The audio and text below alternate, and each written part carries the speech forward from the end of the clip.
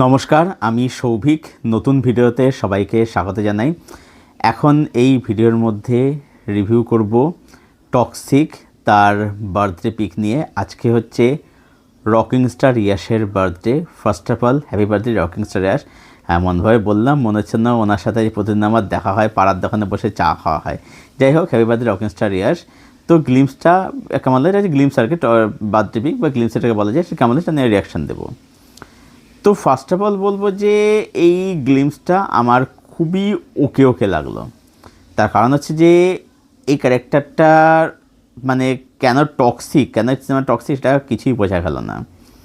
আমরা দেখতে পাচ্ছি যে ইয়াশ বোঝাচ্ছে একটা খুব বড় লোক গ্যাংস্টার, গাড়ি থেকে নামছে, নেমে একটা ক্যাসিনোর মধ্যে ঢুকছে, পার্টি চলছে এখানে আর কি, বিশাল উত্তাল ফাটে যাচ্ছে, সব বিদেশি মেয়েরা সব নাচন কোদন করছে। তো ইয়াশ যাচ্ছে, সেখানে গিয়ে একটা মেয়ে এসে গায়ে ফায়ে শ্যাম্পেন হয়ে ঢালছে, তার সাথে কাইন্ড অফ ইন্টিমেট হচ্ছে না, এরকমই দেখতে পাচ্ছে আর কি, ঘনিষ্ঠ হচ্ছে তারা আর কি, এরকম দেখতে পাচ্ছে আর কি, এটাই দেখতে পাচ্ছে, এটাই একটু গ্লিমস হয় শুধু। এটা আমাদের সত্যি বলতে কিছু বোঝা যাচ্ছে না, বোঝা যাচ্ছে ক্যারেক্টারটা বড়, এটা বোঝা যাচ্ছে। লুক অ্যান্ড ফিলটা বলবো ভালোই, সেটা খারাপ আমার লাগলো, লুক অ্যান্ড ফিলটা মন্দ লাগলো, ভালোই লাগলো সেটা। আর এমনি শর্ট টটগুলো ভালো লাগলো, আর বিজিএমটা ভালো লাগলো, এটাই।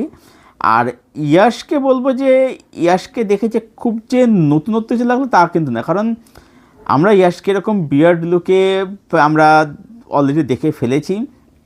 কেজিএফ লুকের সাথে খুব যে তফাৎ তা বলা যায় না, শুধুমাত্র হেয়ারস্টাইলটা ছোটো করা হয়েছে, বাদবাকি বিয়ার্ডটা একই রয়েছে, নতুন কিছু সত্যি বলতে পেলাম না। মানে আমার আরও কিছু এক্সপেকটেশন ছিল যে একটা কিছু ডায়ালগ বলবে, বা এই যে ক্যারেক্টার টক্সিক তার কোনো একটা মানে দৃশ্য থাকবে যে বোঝায় ক্যারেক্টারের নাম কোনো টক্সিক বা সিনেমা টক্সিক বোঝা যাবে, সেটা কিন্তু আমি পেলাম না। সেখানে আমি বলতে গেলে ডিসঅ্যাপয়েন্টেড হলাম।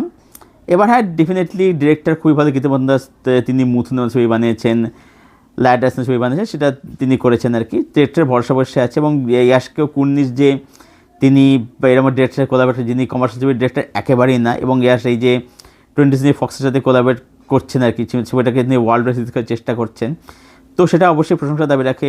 রামায়ণের প্রজেক্ট তিনি রাবণের চরিত্রে অভিনয় করেছে, সেগুলো অবশ্যই প্রশংসা দাবি রাখছে। তবে গ্লিমসটা আমার কিন্তু ওকে লাগলো। এবার সিনেমাটা নিয়ে আমি আশাবাদী অবশ্যই আছি, সিনেমাটা দেখা যায় কীরকম হয়। আমার টিচার ওকে লাগলো, তোমাদের টিচারটা কীরকম টিচার গ্লিমস আর কি কীরকম লাগলো কমেন্টে জানিও।